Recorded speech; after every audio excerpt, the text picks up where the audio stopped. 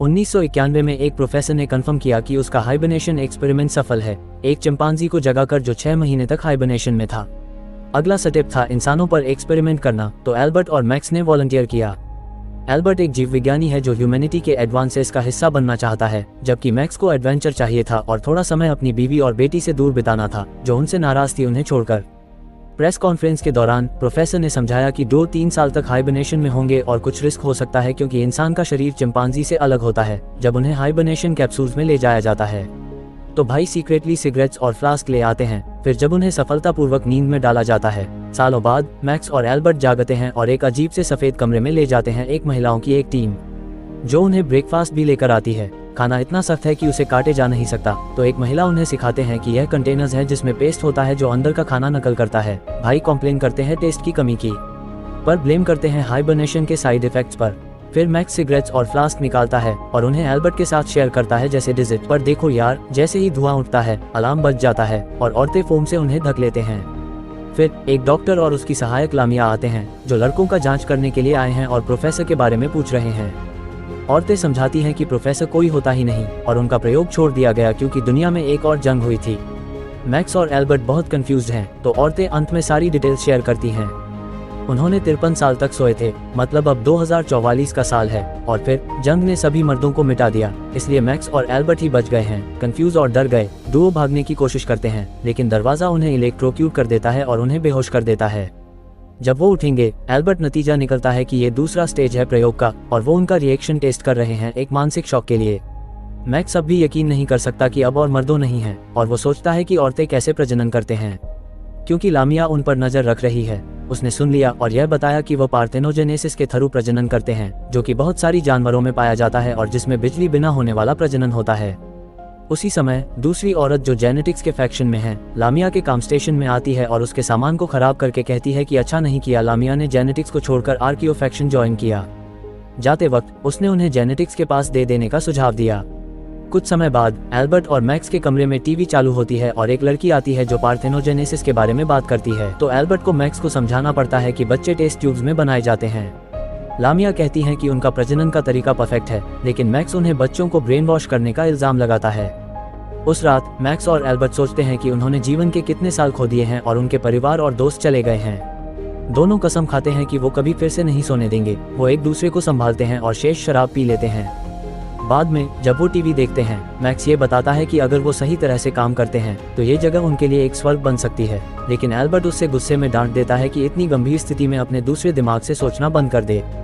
तभी लामिया उनके स्वास्थ्य का जांच करने आती है और मैक्स एक फ्लिर्टेशियस लाइन से जवाब देता है जो लामिया को समझ नहीं आता।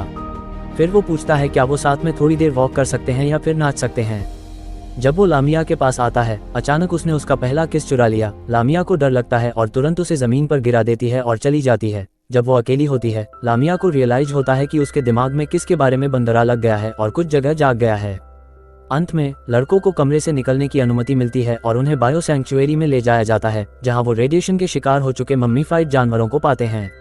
वहां उन्हें 2 छोटे सेब वाले एक पेड़ मिलते हैं और वो उन्हें खा लेते हैं। तभी उन्हें उनके समाज का नेता हर एक्सेलेंसी के पास बुलाया जाता है। जब उन्होंने पूछा कि लड़कों की उम्र क्या है, जेनेटिक्स के मेंबर एम्मा बताती है कि लड़के तकनीकन 86 साल के हैं, लेकिन सोने की वजह से उनका शरीर नहीं बुढ़ा है। मैक्स उनके पास जाता है खुद को ठीक से इंट्रोड्यूस करवाने के लिए, लेकिन सुरक्षा कर्मियों को लगता है कि वो उन्हें अटैक करने जा रहा है और उसे नीचे गिरा देते हैं। हर एक्सेलेंसी सुरक्षा कर्मियों को मैक्स को छोड़ देने कहती है और लड़कों को थोड़ा इतिहास सिखाती है। प्रोफेसर ने ही बम का आविष्कार किया था, एक रसायन जो युद्ध को रोकने के लिए पुरुष के जीन्स को सामयिक रूप से नम करने का इरादा था, लेकिन अंत में यह उन्हें मिटा देता है। मैक्स को दिखाता है कि अब वो और एल्बर्ट प्रजनन पर नियंत्रण कर सकते हैं, लेकिन किसी भी महिला को इससे कोई इंटरेस्ट नहीं है। हर एक्सेलेंसी पेड़ को इशारा करते हुए समझाती है कि यह आदम और ईव की कहानी का प्रतीक है, इसलिए महिलाएं स्वर्ग को खो देने का एहसास न करें। फिर उन्हें सेब गायब हैं और उसने गुस्से से सुरक्षा कर्मियों को कहा कि लड़कों को हिरासत में डाल दिया जाए। इसके बाद एल्बर्ट मैक्स को बताता है कि उन्हें भाग जाना चाहिए, सोच विचार करते हुए कि बाहर एक बेहतर दुनिया होनी चाहिए।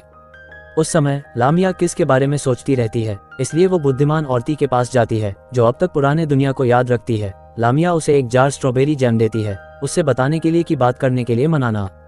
और बुद्धिमान औरती पुराने समाज में पुरुषों का किरदार के बारे में कहानियां बताती है। लामिया मन ही मन मान लेती है कि मैक्स और एल्बर्ट में कुछ खास है, जिससे बुद्धिमान औरती बताती है कि लामिया प्यार में गिर गई है।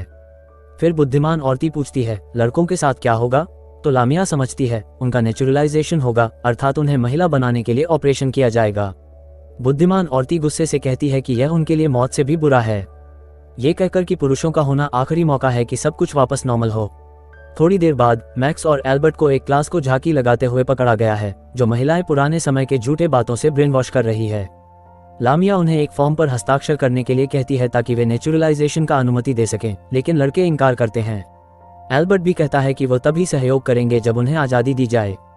लामी चली जाने के बाद छत अचानक खुल जाती है और लड़कों को पता चलता है कि उनके सामने एक बड़ी सामाजिक सभा है जिसमें महिलाएं उन्हें देख रही हैं। एक चर्चा शुरू होती है लड़कों के भविष्य का निर्णय करने के लिए, लेकिन न्यायालय की जगह ये जेनेटिक्स और आर्कियो दलों के बीच एक विवाद बन जाता है। आर्कियो लड़कों को सर्जरी के लिए मजबूर करना चाहता है, जबकि जेनेटिक्स उन्हें मार देना और उन पर प्रयोग करना चाहता है। जब महिलाएं मतदान करते हैं तब तक मैक्स और एल्बर्ट भागने का एक योजना बना लेते हैं। वे सुरक्षा कर्मियों को छूने लगते हैं और चौक और जागृत हार्मोन्स के मिश्रण से उन्हें बेहोश कर देते हैं। आर्कियो और उसकी सर्जरी विचार जीत जाते हैं एक वोट से, तब तक डुओ चले गए होते हैं।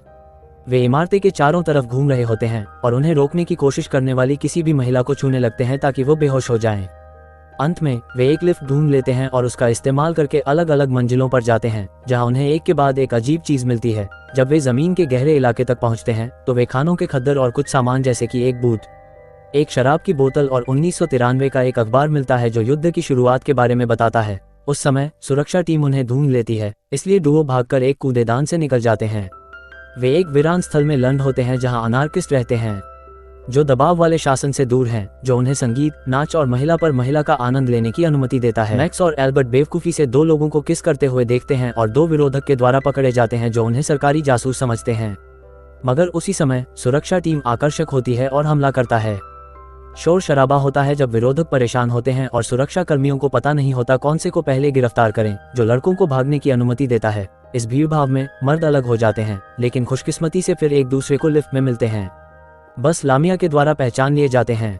वो उन्हें बाहर देखने ले जाने की पेशकश करते हैं, लेकिन मैक्स को संदेह है। एल्बर्ट उससे याद दिलाता है कि यह उनका एक ही मौका है, इसलिए वे उसके साथ चलने से राजी हो जाते हैं एक अजीब कमरे तक जहां एक पेरिस्कोप है।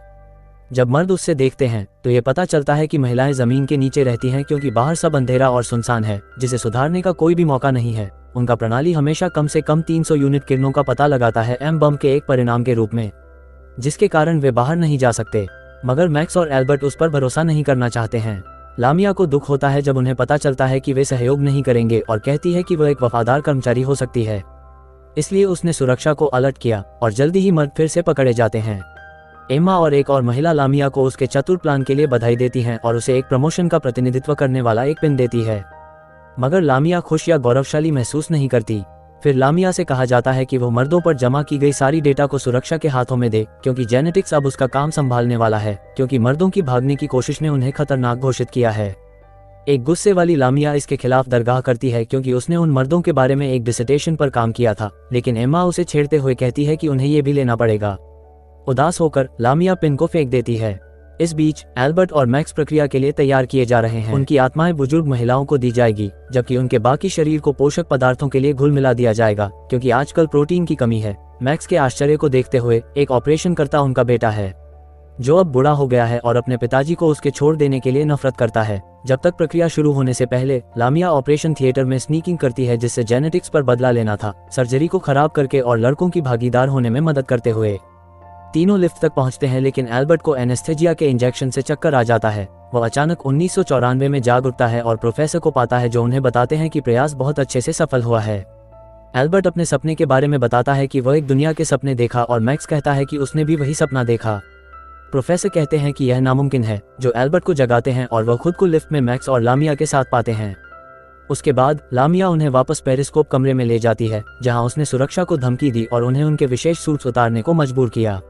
लड़कों ने सूट्स पहन लिए। लामिया उन्हें सरफेस तक भेजने के लिए प्रणाली का प्रयोग करने की कोशिश करती है, लेकिन एक सुरक्षा कर्मी कहता है कि एक पासवर्ड की जरूरत है और सिर्फ उनकी महानता को मालूम है। प्राकृतिक रूप से परेशान मैक्स गाली देते हुए बोलते हैं और कंप्यूटर का प्रतिक्रिया होती है, क्योंकि वह बुरा शब्द वही पासवर्ड साबित होता है।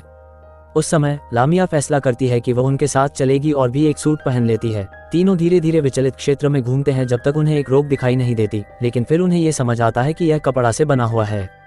उन्होंने इसे काटकर उस पर से गुजर लिया, जिससे उन्हें सच्चाई का पता चलता है। दुनिया बिल्कुल ठीक है, और जो वे पेरिस्कोप पर देखा था वह नीचे के नगर के नागरिकों को ब्रेन वॉश करने के लिए पेंट की गई एक भयानक क्षेत्र था। समूह खूबसूरत प्रकृति को खोजते हैं और गर्म धूप का आनंद लेते हैं जब तक उन्हें पता चलता है कि उनके सूट्स में ऑक्सीजन खत्म हो रही है। अचानक मैक्स को एक परिंदे को उड़ते हुए देखता है और अपना सूट उतार देता है, जिससे हवा ठीक है ये पता चलता है। दूसरों के भी अपने सूट उतारने के बाद वे आगे बढ़ते हैं और एक दीवार को पाते हैं, जिसे वे पार करके एक खूबसूरत घर की खोज करते हैं। वे तुरंत कंफर्टेबल हो जाते हैं और फ्रिज से ताज़ा खाना उठाते हैं, जो उसके स्वाद से लामिया को हैरत होती है। इस बीच नीचे के बेस में एम्मा अपने आप को खतरे में डालने को राजी होती है और सूट पहनकर समूह के पीछे जाती है।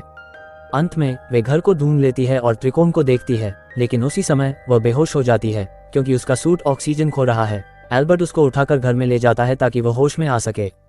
जब वह होश में आती है, एम्मा को बेस ले जाने की मांग करती है और एल्बर्ट के खिलाफ भागने की कोशिश करती है। उनका गतिवश उन्हें टीवी को गलती से चालू करता है, जो एक आधिकारिक सरकारी प्रसारण को दिखाता है जिसमें बताया गया है कि लामिया और एम्मा मर गए हैं। फिर झूठे मैक्स और एल्बर्ट के साथ एक इंटरव्यू होता है, जो कहते हैं कि अब वे महिलाएं हैं। इससे एम्मा को पता चलता है कि उसका सरकार ने उसे ब्रेन वॉश किया है, इसलिए वो एल्बर्ट के साथ रहने को राजी हो जाती है जब तक मैक्स लामिया को एक कमरे में नहीं ले जाता ताकि वो अंत में गंदी कर सके। कुछ समय बाद मैक्स और एल्बर्ट को आने वाले लिफ्ट की आवाज़ सुनाई देती है और वे छुप जाते हैं ताकि उनकी एक्सेलेंसी घर में दाखिल हो, जो कि उसका घर है। जब उन्होंने 2 गंदे बर्तन देखे तो उन्होंने अलमारी खोली और मैक्स को देखा, इसलिए वो भागने की कोशिश करता है। एल्बर्ट और मैक्स तुरंत ही उस पर चढ़ जाते हैं और उससे पराजित कर लेते हैं, लेकिन झगड़ा में कपड़े फट जाते हैं और प्रोस्थेटिक्स गिर जाते हैं। उनकी आश्चर्य में उनकी एक्सेलेंसी एक जब युद्ध समाप्त होता है तो वह सिर्फ 4 साल का था और महिलाओं का संगठन सत्ता में आया। शेष बच्चे उन्हें ऑपरेशन के लिए डाल दिए गए, लेकिन उसकी मां ने उसे बचाने के लिए उसे मारा। जब वो बड़ा हुआ तो वो महिला वेश पहनने लगा और संगठन में शामिल हुआ। अंत में उनका नेतृत्व ले लिया। रेडिएशन इतना शक्तिशाली नहीं था जितना वे सोच रहे थे, लेकिन एक ब्रेन वॉश्ड व्यू को बदलना मुश्किल था। फिर एल्बर्ट और मैक्स उन्हें उनका असली पहचान रखने का वादा करते हैं और बदले में वो उन्हें लामिया और एम्मा के साथ घर में रहने की इजाज़त देते हैं। उनकी एक्सेलेंसी खुश होकर राजी हो जाता है, मान लेते हैं कि वो महिलाओं से डरता है। कुछ समय बाद मैक्स और एल्बर्ट ने नीचे के बेस में छुपके से लौटने की कोशिश की। महिला शोधक कर्मचारियों के रूप में छिपकर उन्होंने उम्मीद की थी कि आने वाले में कुछ बदल जाएगा। 9 महीने बाद एक नर्स एक नवजात को ओढ़कर घूंघट ओढ़ता है और चिल्लाती है जब उसे पता चलता है कि एक लड़का है। ज़रूरी है कि आप सब्सक्राइब करें और नोटिफिकेशंस को ऑन करें ताकि आप ऐसे और वीडियोस देख सकें।